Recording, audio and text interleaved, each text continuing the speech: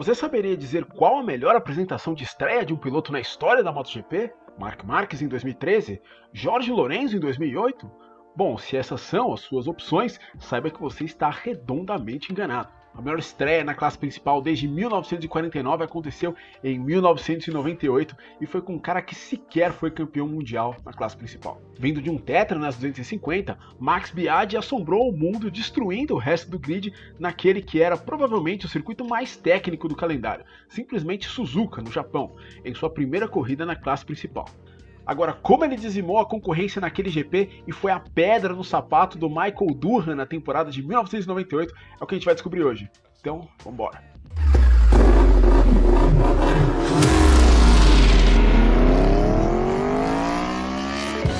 Antes de mais nada, muito obrigado por você estar aqui de novo no canal. Se essa for a sua primeira vez, seja bem-vindo. Enfim, considere o like e a inscrição aqui no canal. Trago sempre conteúdo sobre MotoGP como esse aqui. Então, se você gosta, por que não se inscrever? Mas hoje um salve muito especial pro Eliseu e pro filho dele, o Júlio César, que assistem o canal lá de Rondônia, lá de Porto Velho, em Rondônia. O Eliseu mandou uma foto do Júlio assistindo o canal lá no meu Instagram, então eu fiquei muito contente e queria fazer esse agradecimento especial aqui. Bom, mas vamos ao assunto. Grande Prêmio do Japão, a abertura da temporada de 1998. Eu vou fazer um meia-culpa aqui, eu queria fazer um vídeo sobre isso em 2023, quando fizeram 25 anos dessa corrida, mas aí eu fui jogando pra frente, me enrolei e acabou não dando. Mas tô aqui agora, antes desse GP fazer 26 anos, pra falar dele no canal. Se por um lado a empolgação era grande pelo início da nova temporada, por outro as 500 cilindradas vinham em baixa. Isso porque em 1997 todas as corridas foram vencidas por pilotos da Repsol Honda, e com 4 dos 15 pódios contando apenas com pilotos da equipe, que na época alinhava 4 motos, 3 V4 e uma bicilíndrica. Além disso, o top 5 do campeonato foi ocupado por pilotos da Honda, o que fez a temporada ser uma das mais previsíveis de toda a história. E você provavelmente concorda que isso já é bastante dominância, só que ainda tinha uma dominância dentro da dominância. Das 15 etapas, Michael Durham venceu 12, 10 delas seguidas, garantindo o título com 4 provas de antecedência na Inglaterra. Pois é, o Durham era tetracampeão mundial da MotoGP, 500 cilindradas na época de 94 a 97, só que tinha um outro tetracampeão no Mundial sendo coroado em 1997, porque exatamente tinha vencido os mesmos anos que o Durham, 94 a 97, só que nas 250 ele era Max Biaggi. Depois de sair da Aprilia, montadora na qual conquistou seus 3 primeiros títulos de 94 e 96, Biaggi viveu uma temporada bastante desafiadora em 97, na Honda. Mas mesmo com contusão, desclassificação e o maior rival dentro da própria garagem, o alemão Ralf Waldmann, Max conquistou seu tetra por apenas 2 pontos ao fim da última corrida, chegando em segundo atrás de Waldmann e fechando o Mundial pra lá de emocionante. Pois é, um tetra na 500, outro tetra nas 250, mas você pode se perguntar por que alguém passaria tanto tempo assim na categoria intermediária do Mundial. Nem sempre o conceito de vencer e subir de categoria existiu na MotoGP. Na verdade, isso é uma coisa bem do século XXI. Até os anos 90, era muito comum pilotos se especializarem em categorias como a 125 e 250 e apenas eventualmente subirem para a categoria principal, principalmente pilotos europeus. Isso porque a escola de pilotos australianos e americanos era o Dirt Track, o que historicamente sempre deu uma vantagem a eles na adaptação às 500 cilindradas, uma moto que sempre foi temida pelo torque instantâneo, diferente das 250, que sempre tiveram como ponto alto a velocidade em curva. Não por acaso, desde a estreia com o título de Kenny Roberts em 1978 até o fim da era 500 cilindradas na MotoGP em 2001, 24 campeonatos foram disputados com 20 títulos de Estados Unidos ou Austrália e apenas 4 europeus. Mas o Biaggi, depois de 4 títulos de 250, tinha uma grande oportunidade agora de passar para as 500 exatamente na melhor moto, a Honda, e com um velho aliado, Hervé Kanemoto. O norte-americano foi campeão com Biaggi em 97 nas 250 e também já tinha sido campeão de 500 cilindradas com a Honda nos anos 80, na era Hotmans, trabalhando diretamente com Fred Spencer em 83 e 85 e como chefe de equipe com Ed Lawson em 1989. Biaggi teve seu primeiro contato com a 500 cilindradas no início de 98, na Austrália, no que ele mesmo define até hoje como uma experiência chocante, já que além do torque agressivo, a moto de tão leve e rápida dava a impressão de decolar em sexta marcha na descida antes da curva 1 de Phillip Island. Ele falou isso e muito mais numa live que ele fez para o site italiano GP One, que eu usei como uma grande fonte aqui para esse vídeo, o link vai estar na descrição.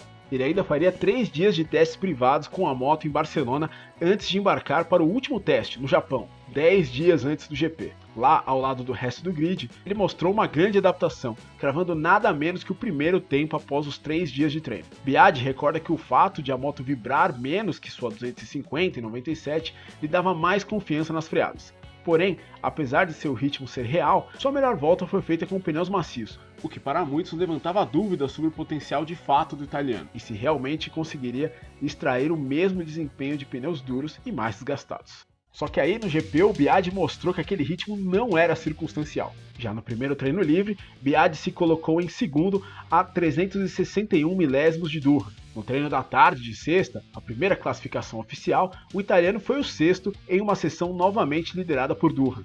No sábado, Max melhorou, ficando a apenas 40 milésimos de Durham no treino livre da manhã. Mais à tarde ele roubou a cena, cravando o tempo de 2 minutos 5 segundos 772 milésimos. Recorde da pista e pole position, superando o segundo colocado, o wildcard da Yamaha Kiyoji Namba, por 639 milésimos. Ele ainda colocou insanos 929 milésimos em Durham, que não conseguiu fazer melhor que um quarto posto. Mas o que explica essa diferença gigantesca? Segundo Biaggi, uma relação de marchas mais uniforme, com a primeira e segunda marchas mais longas, dando mais velocidade de contorno nas longas curvas de Suzuka em comparação aos pilotos da Repsol Honda, Durham, Alex Crivier e Tadayuki Okada, que utilizavam primeira e segunda mais curtas para aproveitar melhor as saídas de curva, ponto forte das 500 cilindradas. Enfim, nada como ser um piloto de 250 por 7 anos para pensar fora da caixa.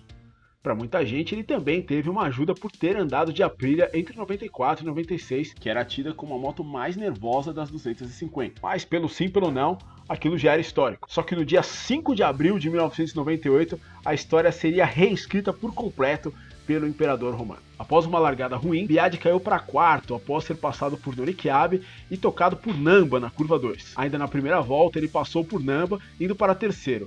No início da segunda volta, superou Norikiabe pelo segundo posto e no fim passou o também estreante wildcard Noriyuki Haga para retomar o primeiro lugar e não perdê-lo mais até o fim da prova. Durham, que também fez uma largada ruim, caindo de quarto para sétimo, saiu da pista na curva 1 na volta 3, perdeu muitas posições e teve que parar com um problema de motor após 15 das 21 voltas. Biaggi chegou a até mesmo ter quase 10 segundos de vantagem. Porém, no fim, administrando a vantagem e celebrando na última volta, sua vitória foi por apenas 5.4 à frente de Okada e Haga, que foi a seu primeiro e único pódio na MotoGP em sua estreia. E aí com pole, volta mais rápida e vitória, o Biaggi se tornou o único piloto da história a iniciar sua carreira com um hat-trick na MotoGP. Pilotos como Jorge Lorenzo em 2008 e Tadayuki Okada em 1996 estrearam com pole, mas não venceram. O único piloto a vencer na estreia na MotoGP havia feito isso no GP da França de 1973, o finlandês Jarno Saarinen. Também, assim como Biaggi, chegando como o atual campeão das 250 cilindradas.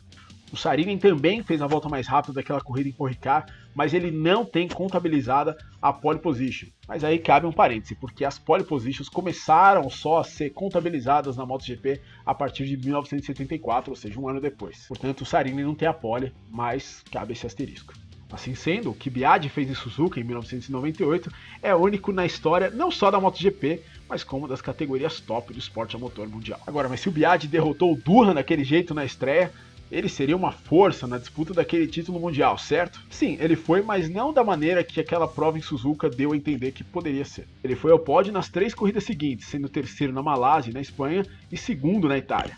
Max perdeu a liderança do Mundial para Crivier, na França, etapa 5, após ser o quinto, mas recuperou na etapa 7, após ser segundo na Holanda. Mas a partir da metade do ano, Biaggi passou a conhecer o lado mais amargo de ser um piloto satélite na MotoGP nessa época. Usando motores Big Bang em vez do Screamer, utilizado pela Repsol Honda desde o início da temporada, Biaggi diz ter tido discussões com o ex-presidente da HRC enquanto liderava o Mundial em sua metade. Segundo o italiano, o dirigente, durante uma confraternização antes do início da temporada, disse que caso estivesse liderando o Mundial com sua equipe satélite, teria o mesmo apoio da fábrica que os pilotos da Repsol Honda. Porém, ao conversar com o dirigente como líder do Mundial no meio do ano, o japonês disse a Biaggi que ele havia entendido errado o diálogo no início do ano. Desta maneira, Biaggi começou e terminou o ano com os motores Big Bang e não obteve as novas suspensões que foram disponibilizadas apenas para os pilotos de fábrica a partir da prova na Inglaterra. Depois de um sexto em Donington Park e um segundo na Alemanha, após sua segunda pole na temporada, Biaggi perdeu novamente a liderança do Mundial, agora para Durham, mas o italiano a recuperou na corrida seguinte, na República Tcheca. Lá, Biaggi venceu pela quinta vez seguida em Brno, após ter triunfado entre 1994 e 97 nas 250 no local, em um dia no qual Durham cometeu um raro erro na primeira volta e abandonou. E além dessa vitória, esse dia foi marcado por uma das cenas mais curiosas da história da MotoGP. Para festejar a vitória, Biaggi passou na linha de chegada empinando. Porém, após uma rajada de vento na moto em quarta marcha, ele por pouco não caiu para trás, mas no final conseguiu controlar sua moto e aterrissou apenas com um susto após quebrar os suportes da carenagem. E que susto! Biaggi até hoje diz que essa empinada era para impressionar a namorada dele na época, que tinha ido para aquela corrida, Ana Fal, que estava exatamente no pit wall, segundo ele. Enfim, ele tentou fazer um bonito aí que quase deu errado. Depois de um terceiro em Imola e mais uma vitória de Durham, com Crivier em segundo, o campeonato iria para as últimas 3 etapas completamente aberto. 3 pilotos em apenas 7 pontos, com vantagem para Biaggi. Só que foi ali naquele GP da Catalunha que a sorte do Max e do Crivier também começaria a virar. Saindo da pole, o espanhol fez uma péssima largada e foi acertado pelo japonês Katsuaki Fujiwara da Suzuki e pelo francês Jean-Michel Bayle da Yamaha. Com Crivier fora, a disputa na frente ficou entre Biaggi e Alexandre Barros, que brigaram pela vitória até a volta 16 de 25, quando o italiano e o brasileiro tomaram um stop and go de 10 segundos. Na hora ninguém entendeu nada, mas também pudera, a infração tinha acontecido na volta 2, ou seja, mais de 20 minutos antes e não tinha sequer sido mostrada pela TV. De acordo com os comissários, Biaggi havia passado Barros sob bandeira amarela na curva 1 na volta 2, momento em que o local estava sob bandeira amarela, pelo socorro a Bayle e Fujiwara. Biaggi teria pego o vácuo do brasileiro na reta dos boxes, ultrapassado, porém alargado a curva, o que fez Barros recuperar o primeiro lugar. Dessa forma, ambos foram punidos. E para essa história você vai ter que confiar em mim, cara, porque não existe imagem disso na internet, não existe imagem disso na corrida, nada. Biaggi até hoje alega que ele deixou o Barros passar de volta exatamente porque tinha visto a bandeira amarela, mas como não tem imagem, não dá pra gente se certificar de nada. Enfim, a fonte é a nossa confiança nos comissários de que isso realmente aconteceu. E o Barros, que fez a melhor volta nesse GP, acabou sendo prejudicado aí sem culpa. O brasileiro cumpriu a punição, mas Biaggi decidiu seguir na pista para, abre aspas, ser o vencedor moral da corrida, fecha aspas. Dessa forma, levando bandeira preta e sendo desclassificado. Mesmo assim, o italiano, que havia sido passado por Durham após levantar para ver a placa, comunicando de sua punição no meio da reta, passou o australiano novamente e terminou a prova na frente, vencendo na pista. Mesmo celebrando a vitória, Biaggi não pôde ir ao pódio e o protesto feito pela equipe Kanemoto foi negado pela direção de prova. Durham foi o vencedor. Com isso, o campeonato que estava tão aberto depois de Imola acabou dando uma bela esfriada para as 2 últimas corridas do ano, na Austrália e na Argentina. Era para ter Brasil também, mas a corrida foi cancelada por falta de fundos e problemas de organização. Enfim, não é de hoje que a gente passa vergonha tentando sediar uma corrida de MotoGP aqui. Assim, com 21 pontos de liderança frente a Biaggi, que ainda caiu nos treinos do GP da Austrália e machucou as costelas, Durham venceu fácil em Phillip Island e garantiu com uma corrida de antecedência seu 5º e último título, com Max chegando apenas na 8ª posição. Enfim, um final anticlimático de uma temporada que foi sensacional, com o Biaggi, o Crivier e o Durham duelando até a antepenúltima prova. E Biaggi, coitado, terminou 7 das 14 corridas como líder do campeonato, ou seja, liderou o Mundial mais do que qualquer outro piloto, mas no fim não conseguiu liderar quando contava mais, mas ainda garantiu o vice-campeonato. Bom, mas isso foi infelizmente o mais próximo que o Biaggi chegou de um título na categoria principal. Indo para a Yamaha em 1999 e levando o patrocínio da Marlboro, o piloto venceu apenas uma prova em uma temporada pra lá de inconstante, sofrendo com o desenvolvimento da YZR 500. Ele viu Alex Crivier e Kenny Roberts Jr. sendo campeões nos anos seguintes, mas com a chegada do rival Valentino Rossi em 2000, Biaggi acabou por ser ofuscado pelo compatriota. Max esnobou a Yamaha e retornou à Honda em 2003 através da equipe Pons, chegando à sonhada Repsol Honda em 2005, mas sem vencer no time de fábrica da Honda, Biaggi teve a porta da rua mostrada pela fabricante japonesa no fim da temporada e tirou um ano sabático em 2006. Essa saída do Biaggi pela porta dos fundos da Repsol Honda certamente foi o ponto mais baixo da carreira dele, mas as façanhas do Max ainda não haviam acabado. Biaggi retornou à ativa em 2007 na Suzuki, no Mundial de Superbike. E adivinha só, ele venceu de novo na primeira corrida, agora no Qatar. E também, a exemplo de 98, disputou aquele Mundial até o fim, mas ficou em terceiro. Porém, ele se redimiria sendo campeão em 2010 e 2012 pela Aprilia. E foi após esse último título, por apenas meio ponto à frente de Tom Sykes, que o italiano resolveu parar de correr. Enfim, parou por cima numa das melhores, se não a melhor temporada do Mundial de Superbike em todos os tempos. Mas essa é uma história para outro dia. O fato é que o Biaggi deixou escapar as melhores chances que ele teve na MotoGP, principalmente por falta de controle psicológico, duelando com o Valentino Rossi, mas fez as pazes com sucesso no Mundial de Superbike.